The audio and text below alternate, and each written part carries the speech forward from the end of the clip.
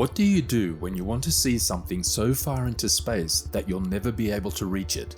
You send a space telescope into orbit. NASA has done just that by deploying the James Webb Space Telescope into outer space to enable us to see more of our cosmos.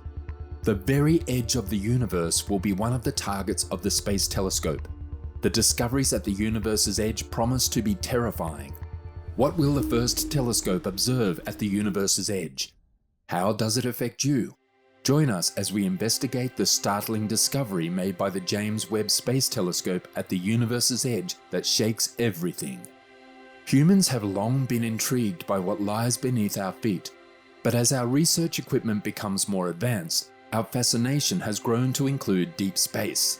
The invention of the telescope was critical in furthering our understanding of the cosmos.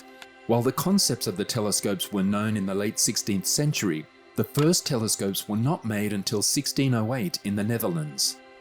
The story of Galileo and his telescopic views demonstrates how powerful a tool for seeing and collecting information can be in changing our understanding of the universe.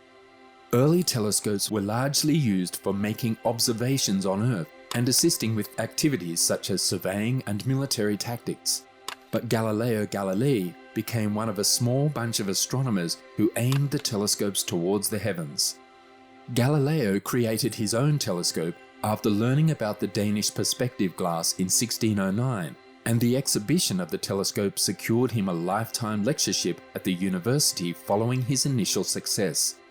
Galileo spent his time improving the instrument. His initial telescope could magnify objects 3 diameters, making them appear 3 times larger than they were. But with further refinement of design, Galileo built an instrument that could magnify 8 times and eventually 30 times. Space and telescopes go hand in hand. This is due to the vastness of space. For example, the nearest star to us is Proxima Centauri, which is around 4.2 light-years away. 1 light-year is approximately 5.88 trillion miles, or 9.6 trillion kilometers. This means that the distance between Proxima Centauri and us is 25 trillion miles. Even though the Mars planet that Elon Musk is attempting to colonize is close by, volunteers will have to undertake months and months of journey across space before touching down on Mars to start living their lives. When the distance is great enough, we deploy telescopes. We've been able to study these celestial bodies in greater depth thanks to the extraordinary power of magnification. Several of these telescopes are positioned in orbit around the body, such as the Sun's or Earth's orbit, from where it peeps into space. One such telescope is the Hubble, which has for years returned stunning images of the universe. Even so, a better and more powerful eye has been installed in space, and this eye will assist us in comprehending what goes on at the edge of the universe. This is the James Webb Space Telescope. Galileo would never have anticipated that a telescope manufacturer would have such a vast budget or a workforce from all over the world, but supporters claim it is worth it. Thousands of astronomers from all around the world will use the JWST, which will be the prime observatory of the next decade. The history of our universe will be examined at every point, from the first light after the Big Bang through the emergence of solar systems that may even support life on planets like Earth and the evolution of our own solar system. The telescope cameras and spectrometers all contain detectors capable of recording extremely faint signals. One instrument, NIRSPEC, NIRSPEC, includes configurable micro shutters that allow it to see up to 100 objects at the same time. Webb also features a cryocooler for cooling another instrument's mid-infrared detectors to a very cold 7 Kelvin so they can work. How do we know what exists beyond the observable universe? We can draw conclusions based on known physical principles and the things we can measure within our observable universe. For example, we observe that the universe is spatially flat on the greatest scales and is neither positively nor negatively curved to a precision of 0.25%. If our existing law of physics are right, we can establish boundaries on how big the universe must be before it curves back on itself. The observations from the Sloan Digital Sky Survey and the Planck satellite provide the best data for our extrapolation. According to the two sources, If the cosmos does circle back in on itself and close, the part we can see must be at least 250 times the radius of the observable region. This leads to the conclusion that the unobservable universe, assuming no topological oddities, must have a diameter of at least 23 trillion light-years and a volume of space that is more than 15 million times larger than the volume we can observe. There are nevertheless convincing arguments that the unobservable universe should be much larger than that. What is the most distant astronomical object that humans can see? One thing is that we might never see some objects in the universe. Why? About 16 billion light-years away from Earth marks the current cosmic event horizon of the universe. Are we almost there? No way, not yet.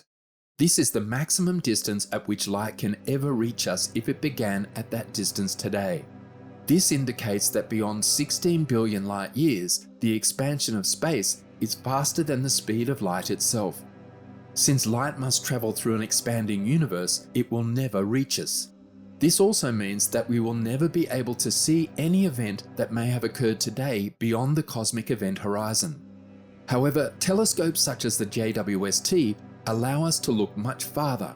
The GNZ11 galaxy, which is around 32 billion light-years away from Earth, is the most distant galaxy ever detected. Note that we calculate this distance while taking into account the expansion of space. At about 46 billion light-years away from Earth, we reach what is called the surface of last scattering. Whatever direction you look at it from, this is what you will see. After recombination and photon decoupling, the surface of last scattering looks like a homogeneous sphere of fog from which the initial photons of cosmic microwave background radiation emerged. Contrary to its name, it is the origin of the earliest light scattering, but the last of what we can observe. Is this the end of the universe at last? No and yes. Technically, this represents the edge of the observable universe, the furthest point in space and time that humans can observe. What lies even further beyond is referred to as the opaque universe. This represents the limit of what we can see, but not what we can imagine. Let us now venture beyond the limits of the observable cosmos. What could possibly exist there? We've only looked at what existed at a specific place in space in the distant past.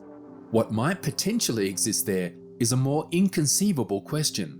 The edge of the observable universe also represents the particle horizon, which is the farthest distance one can look into the past. Everything we've observed thus far has been from the standpoint of keeping Earth at the center and scaling time to the past with distance, which begs the question, is the universe infinite? Well, Einstein's theory of relativity predicts that a flat universe must be endless. Thus, we can conclude that there is no edge or end to the universe. However, we have not been able to determine conclusively whether the universe is finite or not. How? It's like this. While the hot Big Bang may signal the beginning of the observable universe as we know it, it does not signify the birth of space and time. This is because prior to the Big Bang, the universe went through a period of cosmic inflation, throughout which it was filled with energy intrinsic to space itself, expanding at a constant exponential rate and developing new space so rapidly that the smallest physical length would be stretched to the size of the currently observable universe every 10 raised to the power of negative 32 seconds. While inflation has ceased in our part of the universe, 3 key problems that directly affect the size of our universe remain unsolved. These problems concern whether the universe is infinite or not. They are, first, how large was the post-inflationary region of the universe that produced our hot Big Bang? Second, is the concept of eternal inflation, in which the universe inflates indefinitely into the future, correct? And 3, how long did inflation last before it ended, resulting in the hot Big Bang? It is probable that the universe where inflation took place barely grew to a size larger than what we can see. Perhaps in a year, the evidence for an edge to where inflation took place will materialize, and we will have to adjust our perception of the universe once more. However, it is also possible that there are many other universes out there that are similar to our own, adhering to the same laws of physics and possessing the same kinds of physical cosmic structures. This opens up the enticing prospect of complex life in one of the many worlds out there. The bubble in which inflation ended should likewise have a finite size and scale, as well as an exponentially enormous number of such bubbles trapped within the bigger inflating space-time. So what does the universe's edge look like?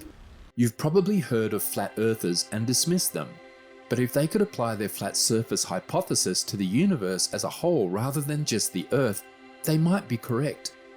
If it's tough to visualize the cosmos as flat terrain, Einstein's theory of general relativity says that the speed of light remains constant no matter how distorted space-time becomes, owing to the gravitational influence of objects like stars or black holes.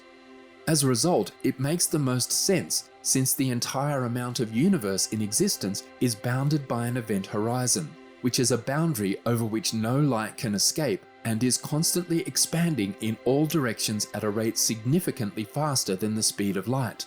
The edge of the universe is defined by something called a particle horizon, which is similar to the event horizon of a black hole, but inverted.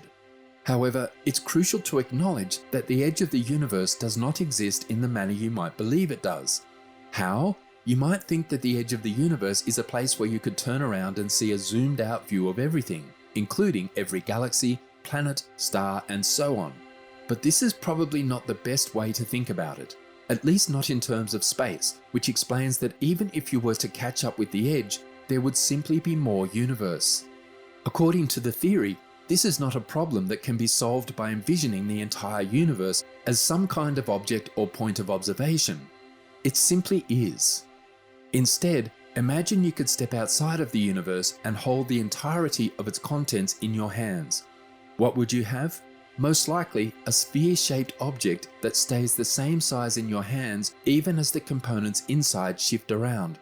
But because the universe is self-contained, we could never truly become aware of an outside, at least not without interstellar travel. Let us know in the comments what you think the edge of the universe looks like.